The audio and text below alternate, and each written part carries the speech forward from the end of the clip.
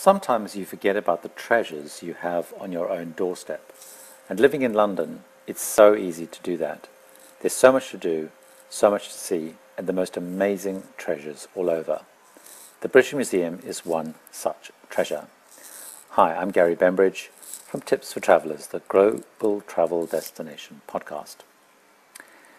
It's been up to at least 15 years since I last went to the British Museum in London, seeing it as the place that a tourist may visit, and there was no need to swing by again. How wrong I was. We decided to have a cultural day out one Sunday, and the British Museum came up as an option. And what a great outing it ended up being.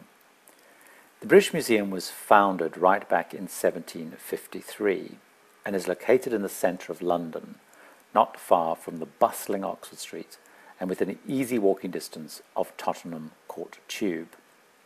Like all museums in the UK, entry is free, although they do encourage a donation of £5 via donation boxes dotted around the entrance and throughout the museum. Now, the museum is housed in a large and very impressive looking building with long columns, but it's inside it there is a real wow factor. The buildings are dramatic, imposing, and a startling mix of old and new effects. There's a huge glass roof covering what must have been an open courtyard the museum buildings originally faced into.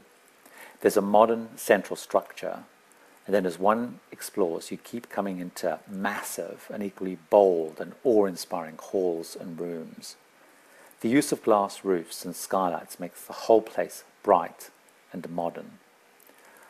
One thing that I found really interesting and really impressive, other than the remarkable artifacts and displays, was the mix of people. The museum was jam-packed full the Sunday we went. It was really quite incredible how many people the museum attracts, and it's a credit to the vision of the people behind the museum who've made it such an event in both structure and exhibits that they can pull so many people in. The other thing that struck me was how many young people were actually there, which is also impressive that they've managed to be so interesting and relevant to young people.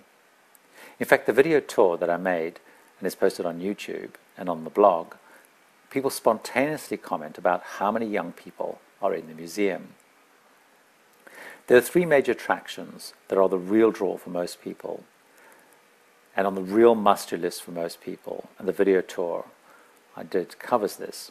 The Egyptian area, which includes the famous Rosetta Stone and the various busts and statues from ancient Egypt in the area. This is on the ground floor and the first stop for most people. This is a bright and very impressive area.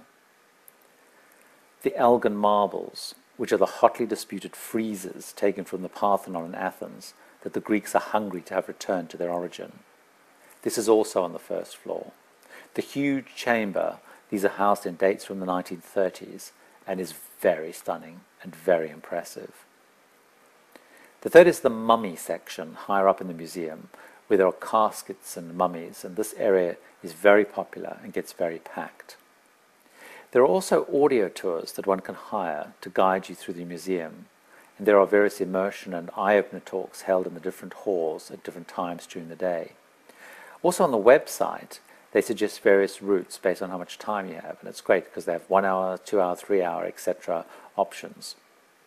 Now, dotted around the museum are a couple of eating places, with the most popular, the ones in this very large, very bright, open courtyard when you enter. There are a number of different shops on the ground floor. Some are selling just postcards, and then a series of very inexpensive sort of memorabilia. And then there's one that sells, for example, full-sized resin statues for £10,000 and other very pricey replicas and gifts. I can, as you can tell, and was very impressed by the British Museum and had a really, really good time. It's an amazing day out. It's very busy and has a great feel, and there's so much to do and so much to see. In fact, I took zillions of photographs that I've posted on Flickr, and you can visit my blog at tipsfortravellers.com and search for the British Museum, either in the search bar or by looking down for UK articles, attractions and features section. And of course on YouTube you will also find video tour and the commentary. Remember, to find out more you should also visit my blog at tipsfortravellers.com or sign up for the podcast, Tips for Travellers Global Travel Destination Podcast on iTunes. Again, you can find the link on the blog, or alternatively, if you're an iTunes user, search for either Gary Bembridge or Tips for Travellers. So until next time, happy travels.